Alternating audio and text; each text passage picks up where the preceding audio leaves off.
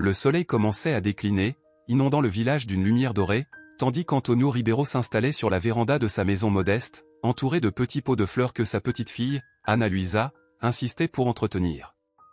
À 78 ans, il vivait au rythme paisible qu'il connaissait depuis sa jeunesse. Là, dans le petit hameau de São Vicente, peu de choses changeaient, et cela lui plaisait. Mais ce jour-là allait être différent, et il ne savait pas qu'il était sur le point de retrouver un fragment du passé qu'il croyait perdu à jamais. João Miguel, le menuisier du village, était chez Antonio pour un travail simple, remplacer quelques vieilles planches du plancher de la chambre qui, autrefois, était le coin préféré de Maria, la défunte épouse d'Antonio. Tout en travaillant, il sifflotait doucement, lançant parfois une question pour rompre le silence. « Monsieur Antonio, ces planches sont vraiment anciennes, vous savez ? On dirait qu'elles ont été faites à la main. » « C'est le père de Maria qui les a faites, il y a plus de 60 ans. » « Il était doué pour ça, » répondit Antonio pensif. Le bruit du marteau sur le bois se mêlait au chant des oiseaux en fin d'après-midi. Antonio, depuis sa chaise à bascule, repensait au temps où Maria était encore là. Ana Luisa, fidèle à son enthousiasme habituel, fit irruption à l'improviste, apportant une énergie juvénile à la maison. « Bonjour, papy. J'ai apporté le gâteau de maïs de Donacida. Je vais te servir une part. » Avant qu'Antonio ne puisse répondre, João Miguel s'exclama, attirant l'attention des deux. « Monsieur Antonio. Je crois avoir trouvé quelque chose sous le plancher. » João Miguel souleva délicatement une planche plus lâche. En dessous, presque entièrement dissimulé par la poussière et les toiles d'araignée, se trouvait un petit coffre en bois sombre, renforcé de ferrures rouillées par le temps. Il le sortit avec effort, époussetant la surface de ses mains calleuses. Ana Luisa fut la première à se précipiter vers l'objet. « Un coffre ? C'est incroyable. »« Papy, tu savais qu'il était là ?» demanda-t-elle, les yeux brillants de curiosité. Antonio s'approcha lentement et se pencha sur le coffre. Il passa une main tremblante sur le couvercle, tentant de se rappeler s'il l'avait déjà vu. Mais rien ne lui venait à l'esprit. « Je ne l'ai jamais vu. Ça doit être là depuis très longtemps. » João Miguel tenta d'ouvrir le couvercle, mais les ferrures étaient bloquées par le temps. Avec un peu de force, un léger craquement retentit et il parvint à l'ouvrir.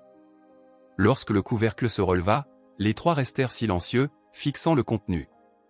À l'intérieur du coffre se trouvait un tissu jauni, soigneusement plié, recouvrant des objets. Ana Luisa le retira délicatement, révélant une série de lettres attachées avec un ruban décoloré, des photos en noir et blanc, un petit journal en cuir et un médaillon doré, avec deux visages gravés sur le devant. Antonio prit le médaillon avec des mains tremblantes. Il semblait reconnaître les visages, mais resta silencieux. Pendant ce temps, Ana Luisa dénouait les lettres. « Papy, ces lettres sont écrites à la main, et il y a un nom dessus, Maria. C'est de mamie ?» Le cœur d'Antonio s'accéléra. Il prit l'une des lettres et l'ouvrit avec précaution. Les mots lui étaient familiers, mais il y avait quelque chose d'étrange. « À ceux qui trouveront ce coffre, sachez qu'il contient des vérités qui doivent être connues. Des vérités qui peuvent guérir, mais aussi blesser. » Il s'arrêta de lire et regarda Ana Luisa, qui le fixait avec un mélange d'excitation et d'inquiétude. « C'est sûrement une affaire de ta grand-mère, ça ne peut être qu'elle. » João Miguel, qui observait discrètement, demanda. « Voulez-vous que j'arrête mon travail ? Cette découverte semble importante. » « Non, non, » répondit Antonio en tenant toujours le médaillon. « Finis ce que tu as à faire.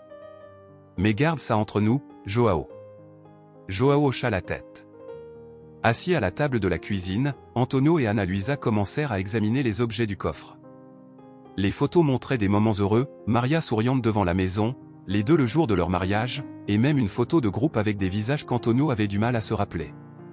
Cependant, c'était le journal qui captait le plus l'attention d'Ana Luisa.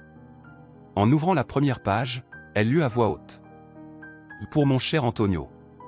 Si un jour tu trouves ceci, sache que j'ai toujours eu confiance en toi pour découvrir la vérité. » Antonio passa une main sur son visage, comme pour contenir ses émotions. « Que voulait-elle dire par là ?» demanda Ana Luisa. « Je ne sais pas, ma fille. Mais je pense que nous ne le saurons qu'en lisant tout. » La curiosité gagnait Ana Luisa, tandis qu'Antonio ressentait comme si un vieux fardeau était en train de s'alléger, mais, en même temps, il savait qu'un poids encore plus lourd l'attendait. « Antonio et Ana Luisa commencèrent à explorer le contenu du coffre, se plongeant dans les lettres et le journal laissé par Maria. Les premières lectures révélaient des souvenirs d'amour et de dévouement, mais laissaient également entrevoir un secret gardé pendant des décennies. Pendant ce temps, Donna Sida fit une visite inattendue et, en voyant le médaillon, réagit de manière surprenante, laissant supposer qu'elle en savait plus qu'elle n'avait jamais révélé. Le petit journal à la couverture de cuir reposait sur la table de la cuisine, à côté d'une tasse de café refroidi. Ana Luisa, avec la curiosité d'une exploratrice, insista pour qu'il commence par celui-ci. « Papy, on doit lire ce que mamie a écrit ici. » Ça semblait vraiment important pour elle. Antonio hésita. Il passa la main sur les pages avec précaution, comme s'il touchait quelque chose de sacré. Il prit une profonde inspiration et ouvrit la première page. L'écriture élégante de Maria semblait sauter des lignes. « Antonio, mon amour, si un jour tu trouves ce journal, cela signifie que le temps a enfin dévoilé ce que le silence a tenté de cacher. » Il s'arrêta de lire et fixa Ana Luisa. « Pourquoi aurait-elle caché quelque chose de moi? J'ai toujours pensé que nous n'avions pas de secret. » « Peut-être qu'elle ne voulait pas te blesser, » suggéra Ana Luisa. Antonio continua. Les pages suivantes étaient remplies de souvenirs heureux, mais le ton changeait progressivement. Une entrée attira son attention. Juin 1973. Aujourd'hui a été le jour le plus difficile de ma vie. J'ai vu quelque chose que je n'aurais jamais pensé possible ici, à São Vicente, et je ne sais toujours pas comment le dire à Antonio. Peut-être que je ne le lui dirai jamais. Il resta silencieux, les yeux fixés sur la page. Ana Luisa se pencha sur la table. « Papy, qu'est-ce qu'elle a bien pu voir? » Je n'en ai aucune idée. Mais visiblement, c'est quelque chose qui l'a effrayé au point de ne pas m'en parler. Déterminée à en savoir plus, Ana Luisa prit la première des lettres. L'écriture était celle de Maria, mais le destinataire n'était pas Antonio. Cette lettre est adressée à Donna Sida, s'exclama Ana Luisa, en montrant le nom au début de la page. La lettre décrivait une demande pressante pour que Donna Sida garde un secret à propos de quelque chose que Maria avait découvert. Les mots étaient empreints de tension. « Sida, je t'en supplie, ne dis rien à personne. Ce que nous savons peut tout changer, et je ne veux pas qu'Antonio souffre à cause de cela. Promets-moi de garder ce secret jusqu'à ce qu'il n'y ait plus d'autre choix. » Antonio fronça les sourcils. « Sida savait tout ça depuis le début? Comment a-t-elle pu ne jamais rien me dire? » Ana Luisa regarda son grand-père, incertaine. « Peut-être qu'il vaudrait mieux lui demander directement, papy. » Comme si elle avait entendu son nom dans le vent, Donna Sida arriva à la maison quelques instants plus tard, portant un panier de fruits. Elle entra en souriant, mais son expression changea immédiatement en voyant le médaillon sur la table. « Ce médaillon, où l'as-tu trouvé, Antonio? » Il était dans le coffre. « Le même coffre que, visiblement, tu savais qu'il existait, » répondit-il en croisant les bras. Donna Sida déglutit, évitant de croiser le regard d'Antonio. « Ce n'est pas aussi simple, j'avais promis à Maria de ne rien dire. » Ana Luisa, qui observait la conversation avec des yeux écarquillés, intervint. « Donna Sida, si mamie a laissé tout ça ici, c'est parce qu'elle voulait qu'on le découvre maintenant. S'il vous plaît, dites-nous ce qui se passe. » Donna Sida tira une chaise, visiblement nerveuse. « J'ai toujours voulu te le dire, Antonio, mais Maria avait peur. Elle a découvert quelque chose sur le passé de ta famille, quelque chose qui concerne ce couple mort dans des circonstances étranges au village. Tu te souviens de ce qui s'est passé en 1973, n'est-ce pas? » Antonio semblait confus. « Bien sûr que je m'en souviens. C'était une tragédie. Mais quel rapport avec moi? » Sida le regarda droit dans les yeux, et sa réponse fut chargée d'émotion. « Tout.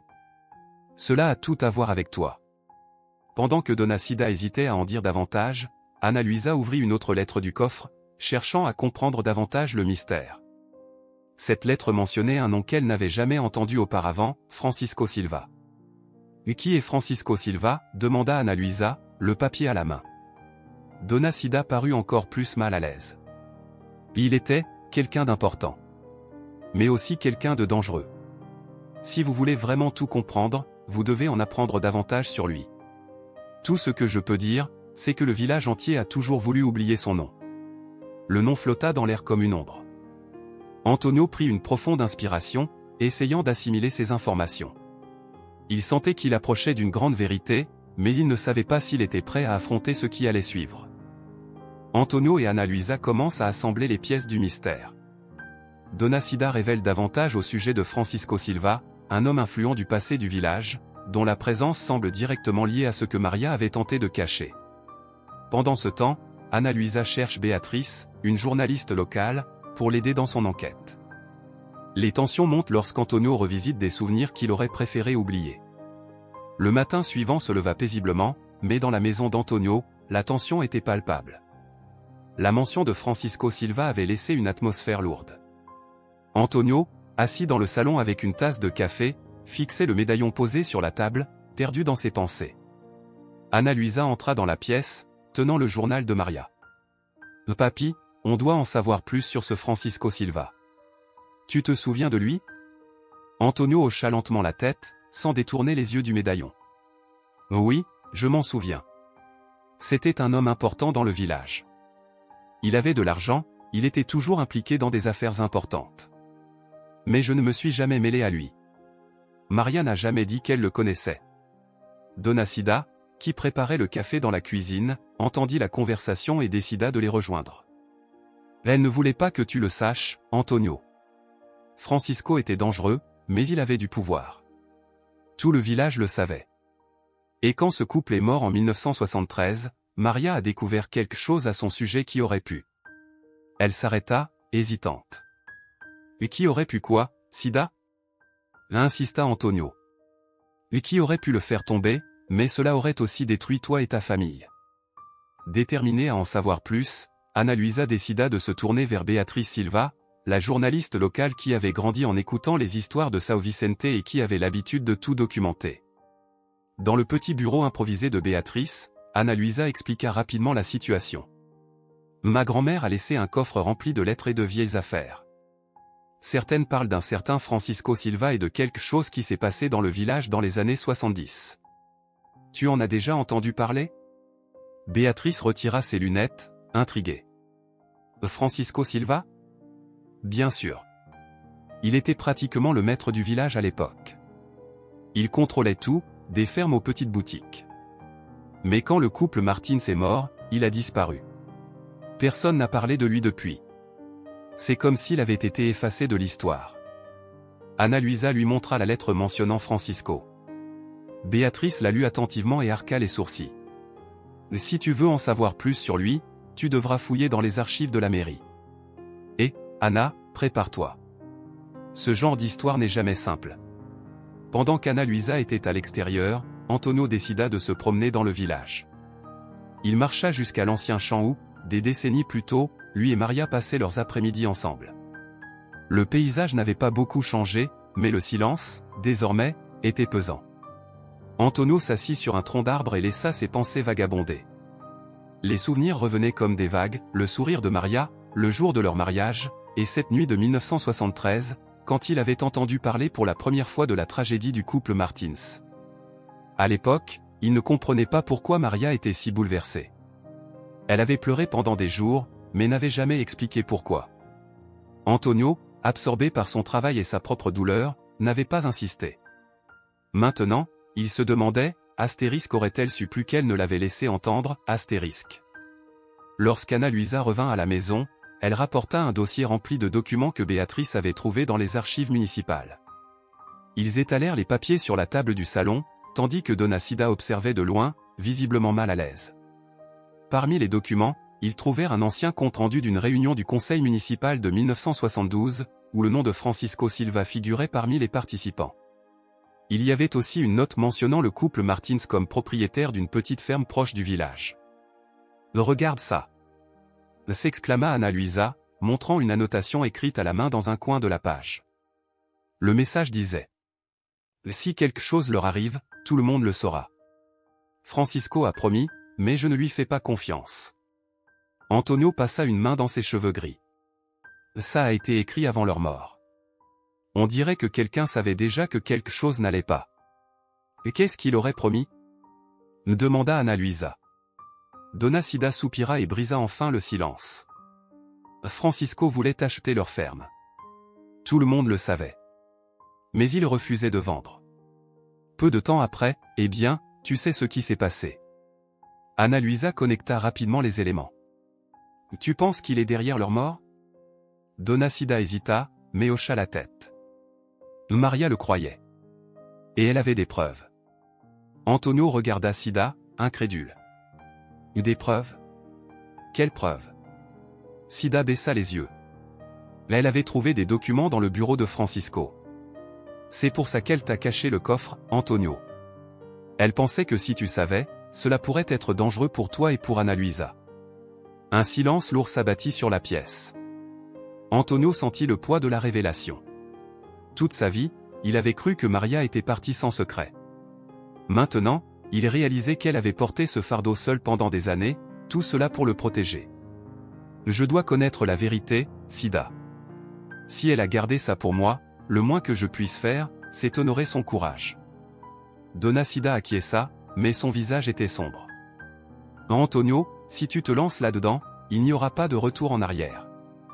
Es-tu prêt? Antonio regarda le médaillon sur la table, le serra dans sa main et répondit. Oui, je suis prêt.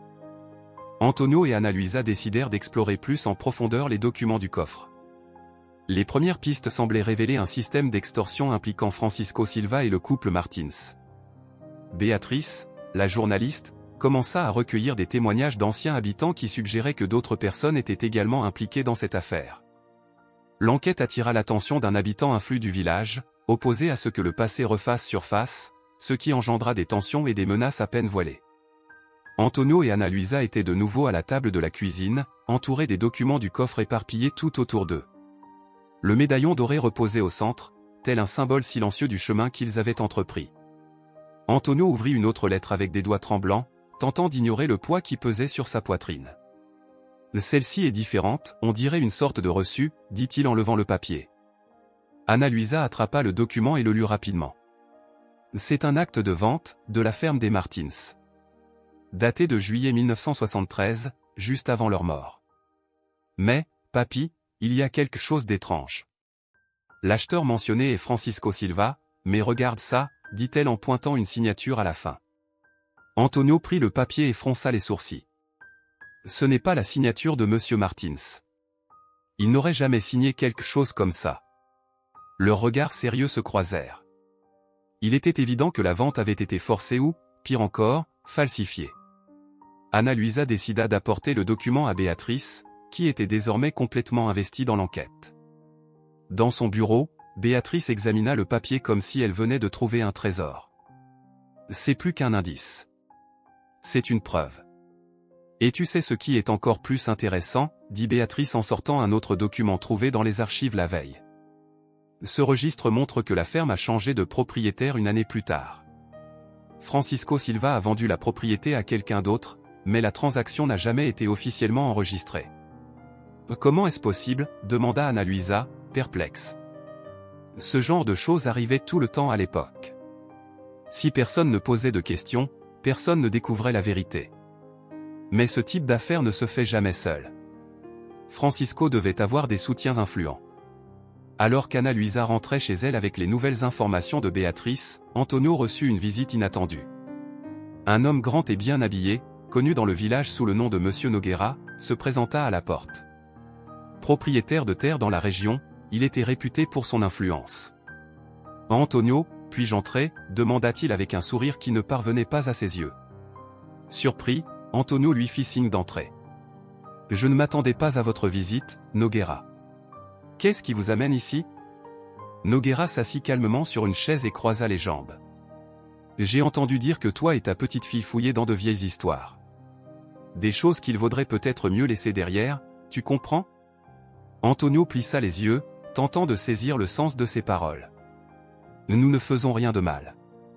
Nous essayons juste de comprendre certaines choses du passé. Noguera se pencha en avant, son sourire disparaissant. Certaines histoires ont été enterrées pour une raison, Antonio.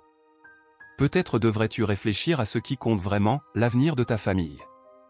Le ton de la menace était clair, mais Antonio resta calme. Si vous pensez pouvoir m'effrayer, vous perdez votre temps. Je ne m'arrêterai pas avant de découvrir la vérité. Noguera se leva en ajustant sa veste. Un simple conseil d'ami. Fais attention à ce que tu réveilles. Parfois, le passé peut être plus dangereux qu'il n'y paraît. Il partit sans ajouter un mot, laissant Antonio avec un poids encore plus lourd sur les épaules. Pendant ce temps, Ana Luisa retrouva Dona Cida en train de discuter avec Béatrice sur la place principale. Elle s'approcha et écouta la fin de leur conversation. Francisco ne travaillait jamais seul, disait Dona Cida. Et il avait des alliés partout. Même le prêtre de l'époque savait quelque chose, mais il n'a rien fait. Ana Luisa écarquilla les yeux. Le prêtre savait? Dona Cida soupira. Oui, mais il n'avait aucune preuve. Il disait toujours que s'il se mêlait de cette affaire, il mettrait tout le monde en danger. Béatrice, en prenant des notes, demanda. Ce prêtre est-il encore en vie? Dona Cida secoua la tête. Non. Il est mort quelques années plus tard. Mais certains des alliés de Francisco sont toujours ici. Et visiblement, ils n'apprécient pas ce que vous êtes en train de faire. Quand Ana Luisa rentra chez elle, elle raconta tout à Antonio. Il écouta attentivement, mais la visite de Noguera avait déjà renforcé sa détermination. Papi, tu crois qu'on devrait continuer? On dirait que certaines personnes sont prêtes à tout pour cacher ce qui s'est passé. Antonio regarda sa petite fille avec fermeté. Maria a porté ce secret pendant des années pour me protéger. Maintenant, c'est à mon tour de lui rendre hommage, même si cela signifie affronter ceux qui veulent cacher la vérité. Ana Luisa sourit, émue par la détermination de son grand-père. Alors on le fera ensemble. Antonio hocha la tête, tenant le médaillon entre ses mains. Il est temps de terminer ce que Maria a commencé. La matinée dans la maison d'Antonio commença comme n'importe quelle autre, jusqu'à ce qu'Ana Luisa ouvre la porte et découvre quelque chose qui fit bondir son cœur, une enveloppe marron, sans expéditeur, posée au sol. Elle la ramassa avec précaution et retourna à l'intérieur. « Papi, ça a été dehors, dit-elle, tentant de masquer l'inquiétude dans sa voix. Antonio interrompit ce qu'il faisait et regarda l'enveloppe. Il l'ouvrit avec des mains fermes, mais sentit un frisson lui parcourir le dos en découvrant le contenu, une vieille photo de la ferme des Martins, avec les mots « Arrêtez maintenant » écrits en grandes lettres rouges. Ana Luisa sentit son estomac se nouer. C'est une menace. Ils veulent nous faire peur. Antonio regarda sa petite fille, essayant de rester calme.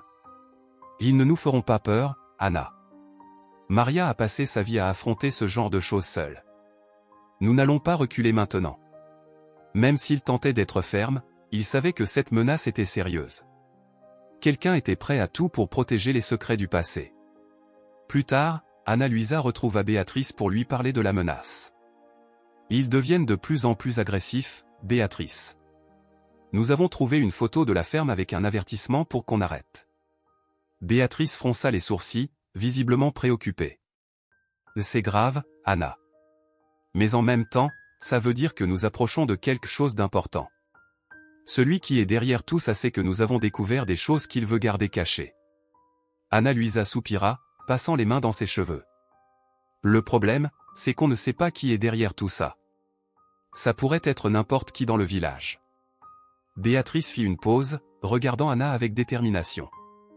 Et il faut qu'on aille à la ferme des Martins. C'est là que tout a commencé. Peut-être qu'on y trouvera quelque chose qui relie les pièces. En fin d'après-midi, Antonio et Ana Luisa décidèrent de visiter l'ancienne ferme. L'endroit était abandonné depuis des années, avec ses clôtures de bois brisées et la maison principale en ruine. Les arbres avaient poussé autour, comme si la nature elle-même voulait dissimuler ce lieu. « Je ne suis pas revenu ici depuis le jour des funérailles de Monsieur Martins, dit Antonio en regardant la maison. C'était un homme bon, mais têtu. Il ne voulait pas vendre ses terres à Francisco, et regarde où ça l'a mené. » Ana Luisa prit quelques photos des lieux en avançant vers la maison. À l'intérieur, tout était couvert de poussière, mais quelques meubles étaient encore en place. Dans un coin de la pièce principale, une vieille cheminée attira leur attention.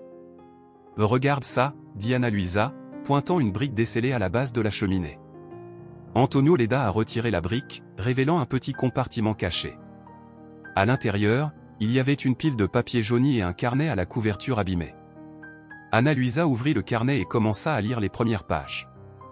C'est le journal de Madame Martins. Elle écrit à propos des tentatives de Francisco pour acheter la ferme.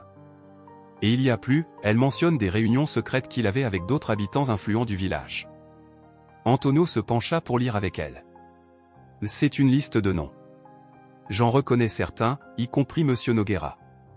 Leurs regards se croisèrent, mesurant la gravité de la situation.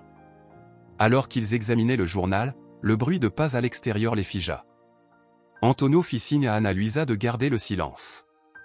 Il jeta un coup d'œil par la fenêtre et vit un homme qu'il ne connaissait pas marcher autour de la maison. « Il cherche quelque chose », murmura Antonio. Ana Luisa, effrayée, serra le journal contre elle. « Qu'est-ce qu'on fait, papy ?»« On attend.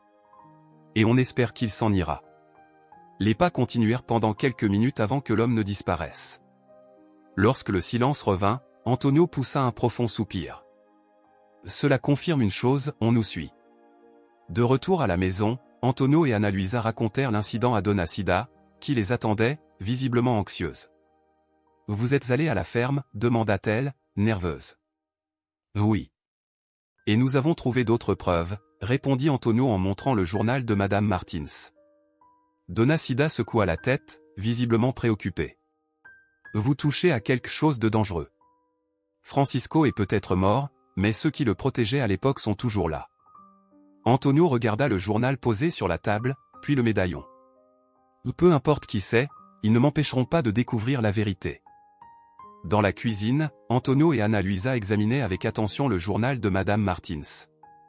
Les pages étaient remplies de notes détaillées sur les derniers mois de la vie du couple, notamment des réunions clandestines que Francisco Silva organisait avec d'autres figures influentes du village. « Regarde ça, papy », dit Ana Luisa en pointant une ligne du doigt.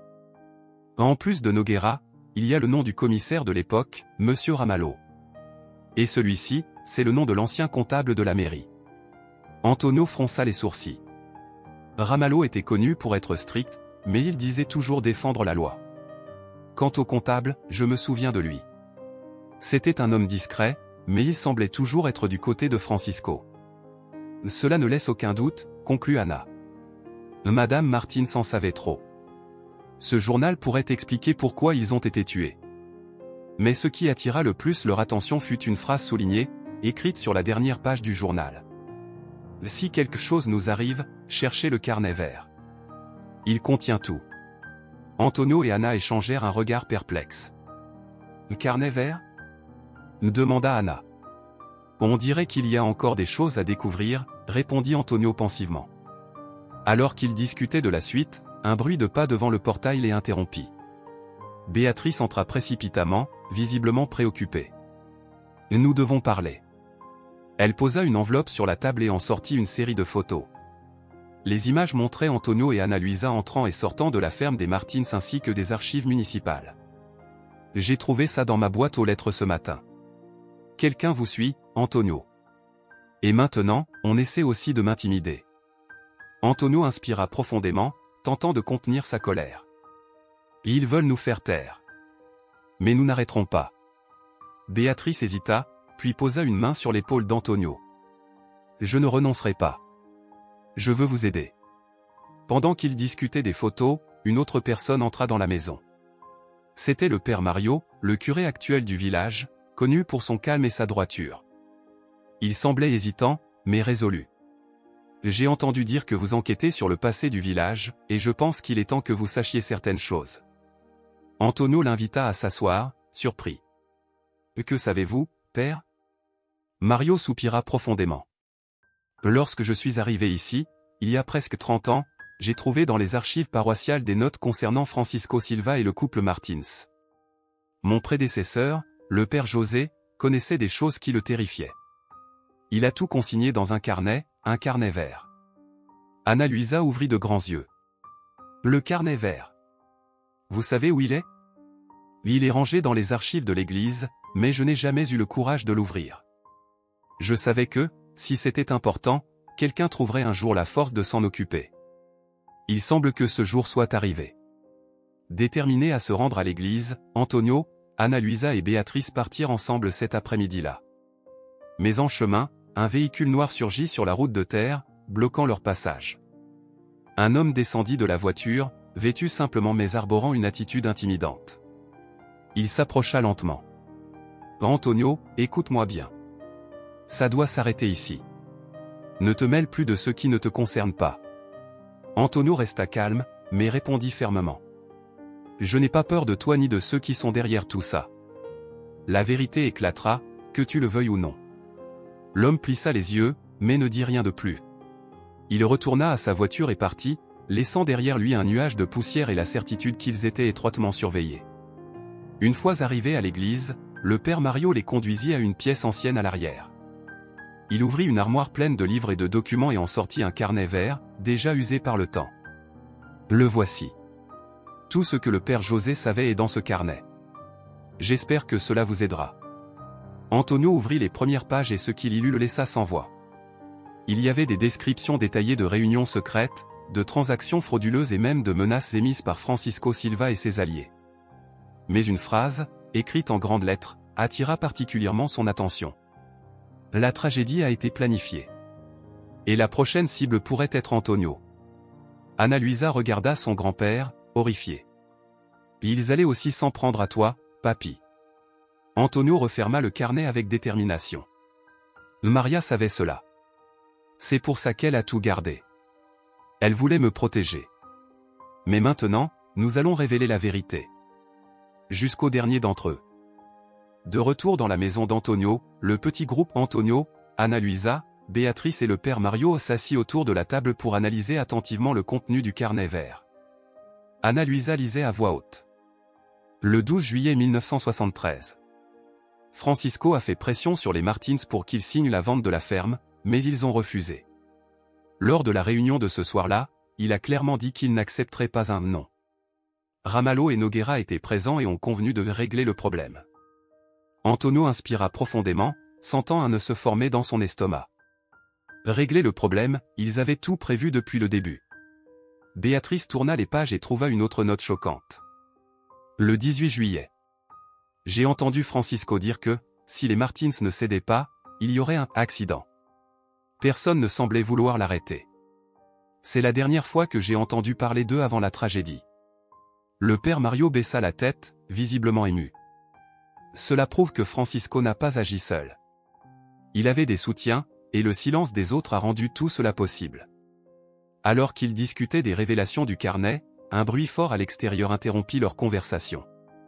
Antonio se leva rapidement et ouvrit la porte, pour découvrir un morceau de bois en flammes jeté contre sa véranda. Ana Luisa courut éteindre le feu avec un seau d'eau, tandis que Béatrice prenait des photos des dégâts. Cela dépasse les limites, dit Béatrice, furieuse. Ils sont en train de paniquer. Antonio, cependant, était plus déterminé que jamais.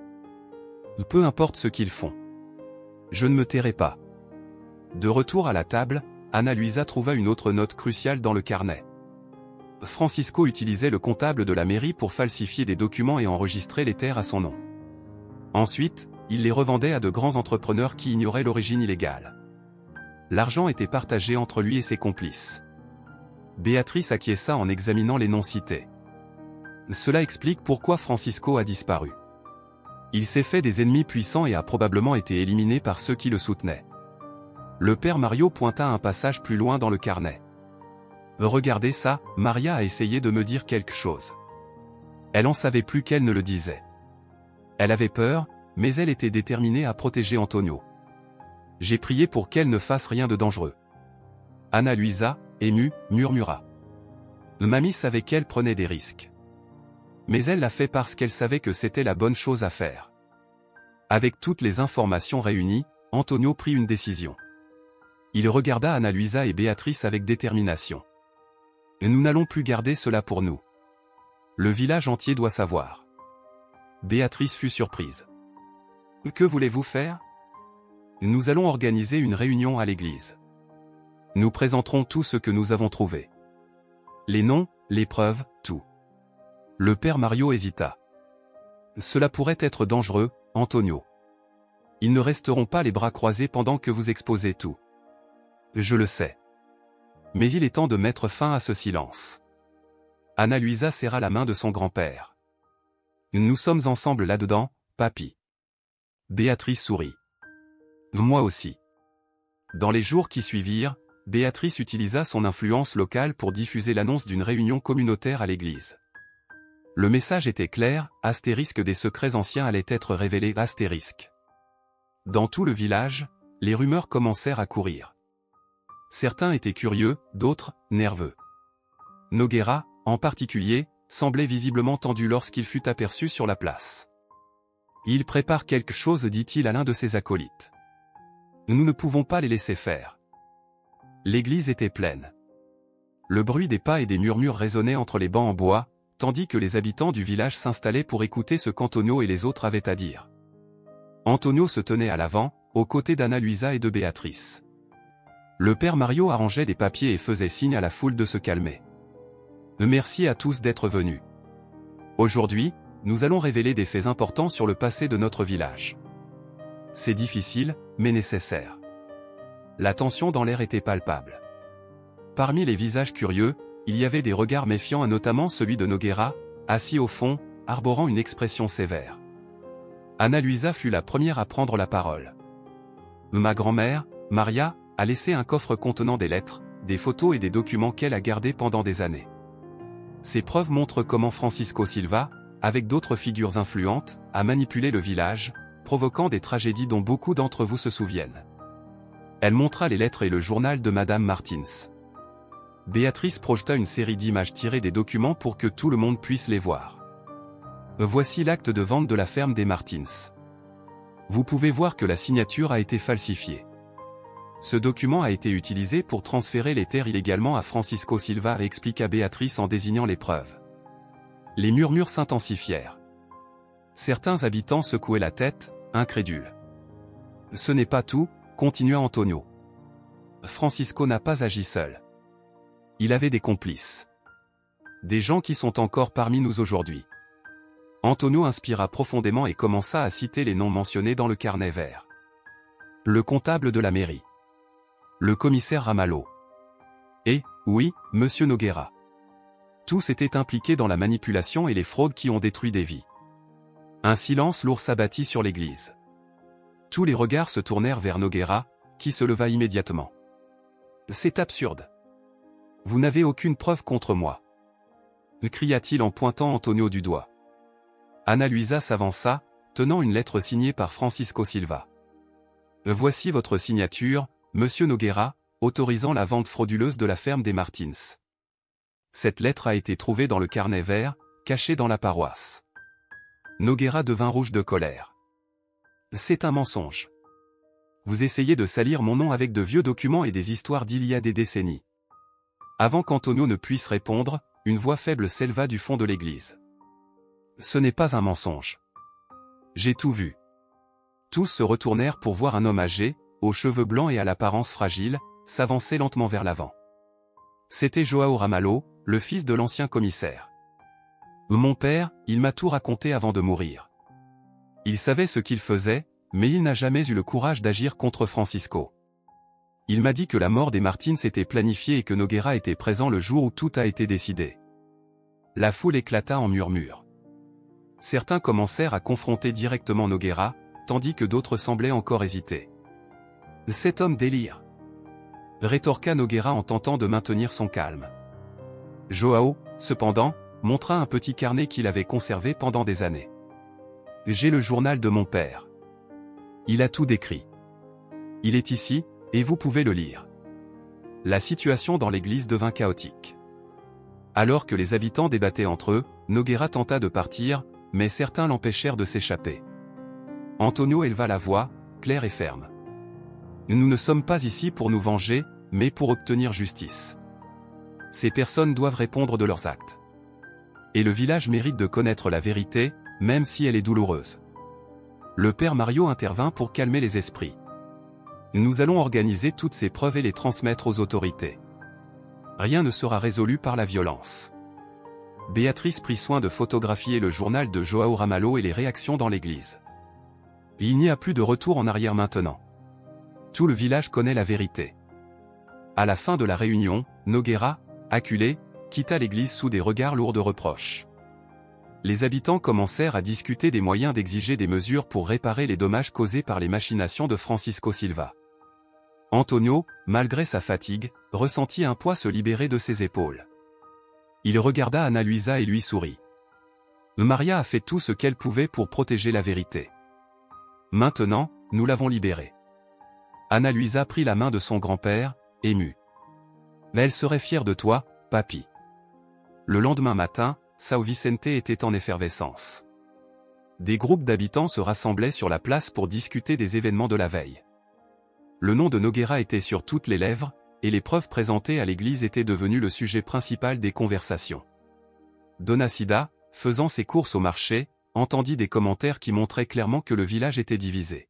« J'ai toujours su que Nogueira n'était pas digne de confiance, dit une dame. « Mais est-ce que ces preuves sont vraiment fiables » répliqua un jeune homme. « Pourquoi tout cela sort-il seulement maintenant ?» De retour chez elle, Dona Cida trouva Antonio sur la véranda, observant le village avec un mélange de soulagement et d'inquiétude. « Antonio, tu as obtenu ce que tu voulais. Mais tu sais qu'ils ne vont pas abandonner si facilement, n'est-ce pas ?»« Je le sais, Cida. Mais Maria n'aurait pas caché toutes ces choses si elle n'avait pas cru que ça en valait la peine.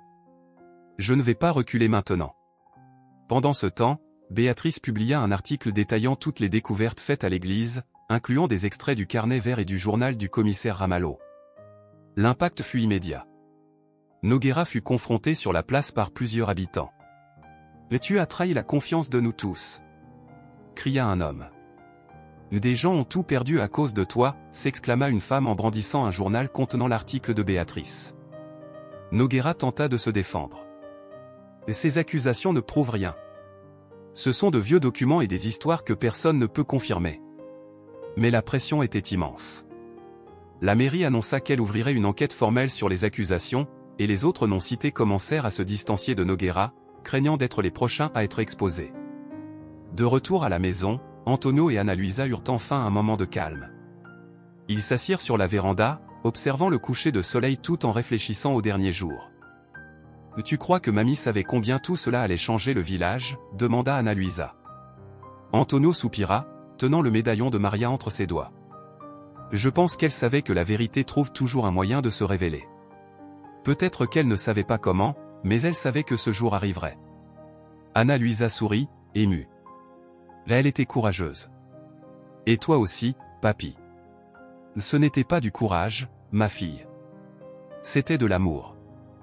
De l'amour pour elle, et pour le souvenir qu'elle a laissé. Malgré les divisions, de nombreux habitants commencèrent à se mobiliser pour exiger des changements. Ils organisèrent une réunion sur la place, menée par Béatrice et le père Mario, afin de discuter de la manière de garantir que justice soit faite. « Nous ne pouvons pas laisser tout cela sombrer dans l'oubli, » dit Béatrice. « Nous devons faire pression sur les autorités pour qu'elles enquêtent et tiennent les coupables responsables. » Le soutien grandissait, et Antonio fut accueilli par des applaudissements lorsqu'il arriva à la réunion. « Vous avez fait le premier pas, monsieur Antonio. Maintenant, c'est à nous de poursuivre le travail, » dit un jeune du village. Antonio acquiesça, ressentant pour la première fois depuis longtemps que son combat avait porté ses fruits. Ce soir-là, alors qu'elle organisait les documents du coffre, Ana Luisa trouva une lettre qui n'avait pas encore été ouverte. L'écriture était celle de Maria, adressée directement à Antonio. Elle donna la lettre à son grand-père, qui la lut en silence. Les mots de Maria étaient remplis d'amour et d'espoir. « Antonio, si un jour tu trouves cette lettre, j'espère que tu as découvert la vérité. Ne m'en veux pas d'avoir gardé ce secret. J'ai fait ce que j'ai fait pour te protéger, car je savais que ta force viendrait au bon moment. Merci d'avoir toujours cru en moi. Mon amour pour toi n'a jamais eu de fin. » Antonio essuya une larme qui coulait sur sa joue et sourit à Ana Luisa. Elle a toujours su. Les conséquences de l'article de Béatrice et de la réunion à l'église commencèrent à se faire sentir. La mairie, sous la pression des habitants et des preuves présentées, lança une enquête officielle sur les transactions de Francisco Silva et les crimes associés. Nogueira, désormais isolé, fut convoqué pour témoigner. Son expression de défaite contrastait avec l'assurance qu'il avait toujours affichée. Tandis qu'il traversait le village en direction de la voiture de police, les regards des habitants semblaient refléter sa culpabilité. Il pensait qu'il ne serait jamais attrapé, commenta l'un des habitants sur la place. Antonio observait de loin, ressentant un mélange de soulagement et de mélancolie. « Cela n'efface pas ce qui s'est passé, mais c'est au moins un début, » dit-il à Ana Luisa, qui se tenait à ses côtés. Le village, autrefois partagé entre le silence et la complicité, commença à montrer des signes de changement. les habitants se réunirent sur la place pour discuter de la manière d'éviter que des injustices comme celle causée par Francisco Silva ne se reproduisent. Dona Cida, qui avait toujours su plus qu'elle ne l'avait dit, prit la parole. Pendant des années, je suis restée silencieuse. Je pensais ne pas avoir la force de faire face à tout cela. Mais maintenant, je vois que le silence ne fait que renforcer les coupables. Ces paroles furent accueillies par des applaudissements, et d'autres habitants commencèrent à partager leurs propres histoires d'oppression et de perte. Béatrice, avec son carnet de notes, documentait chaque moment. C'est le début d'une nouvelle histoire pour São Vicente, dit-elle à Ana Luisa. Ce soir-là, Antonio retourna à l'endroit où tout avait commencé, l'ancienne chambre qu'il partageait avec Maria.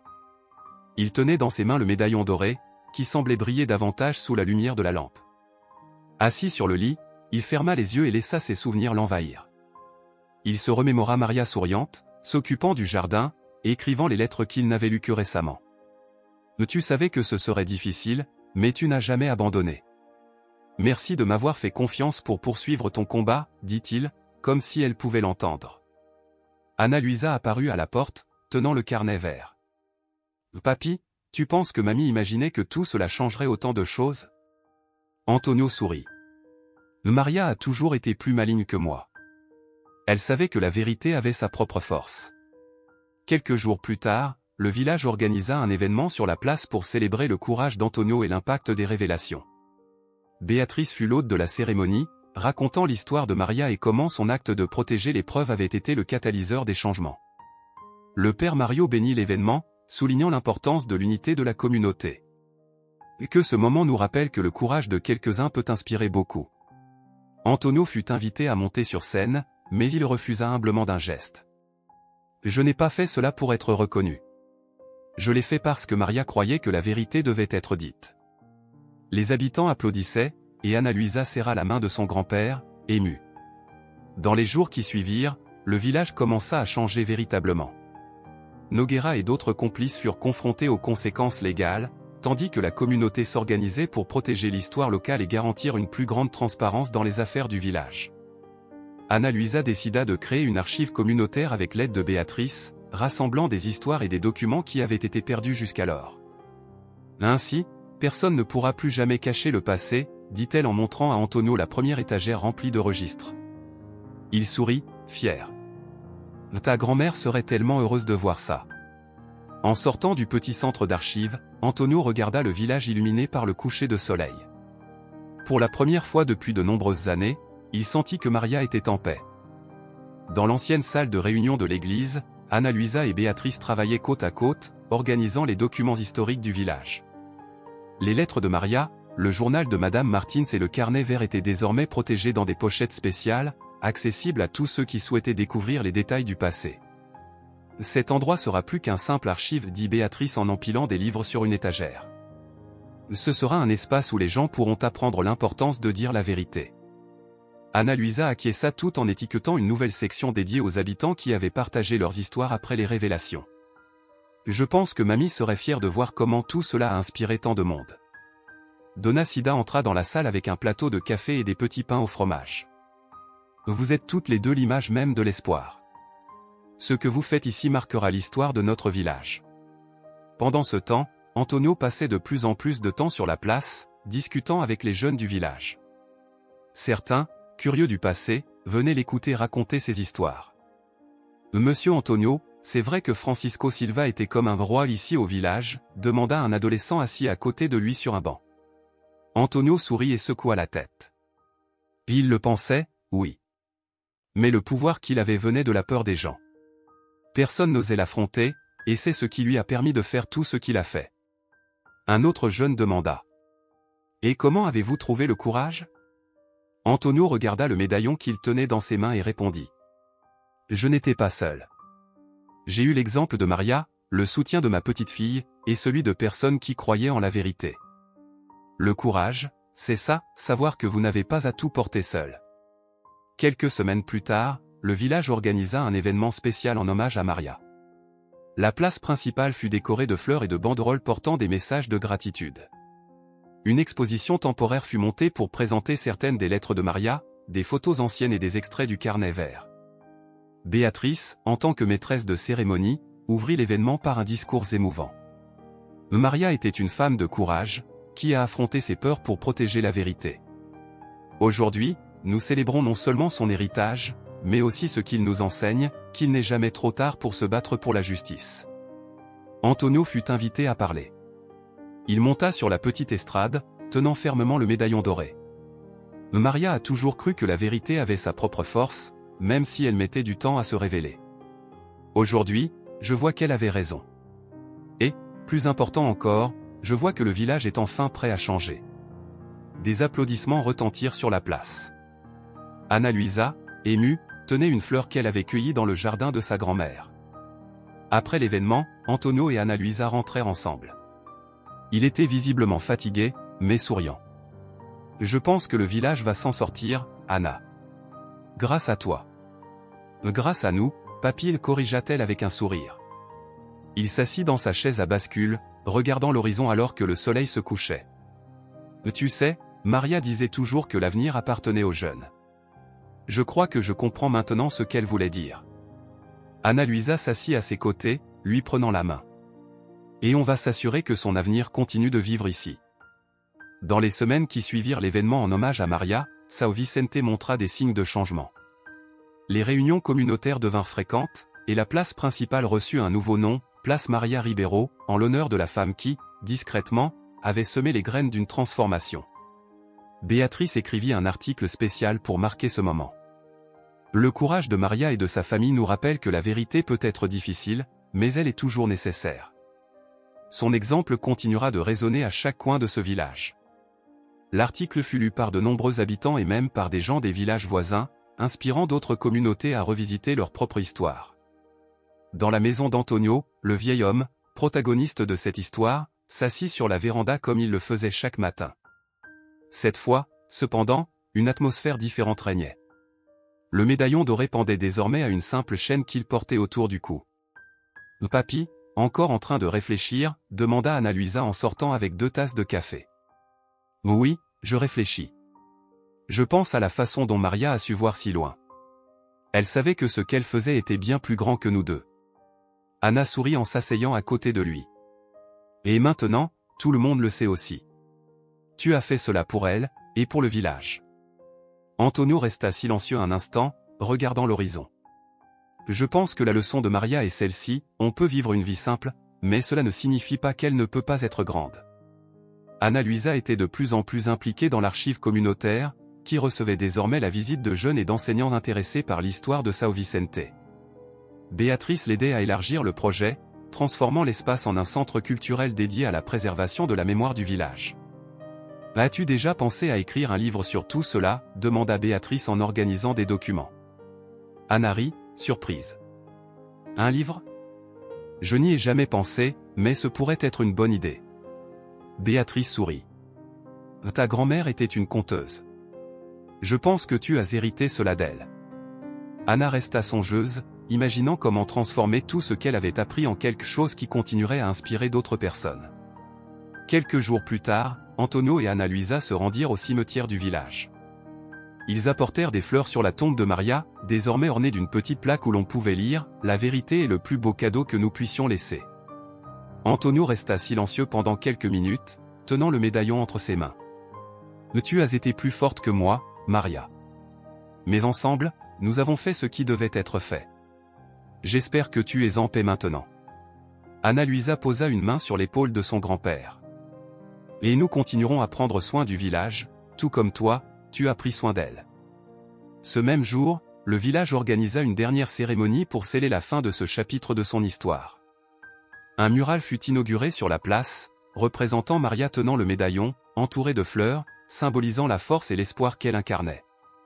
Antonio, aux côtés d'Anna Luisa, observa le mural avec un sourire calme. « Elle est chez elle maintenant, papy, » dit Anna. Il hocha la tête. « Oui, elle l'est. Et le village aussi. » Alors que le soleil se couchait, les habitants commencèrent à se disperser, mais l'image de Maria sur le mural semblait rester vivante, veillant et protégeant la communauté qu'elle avait tant aimée.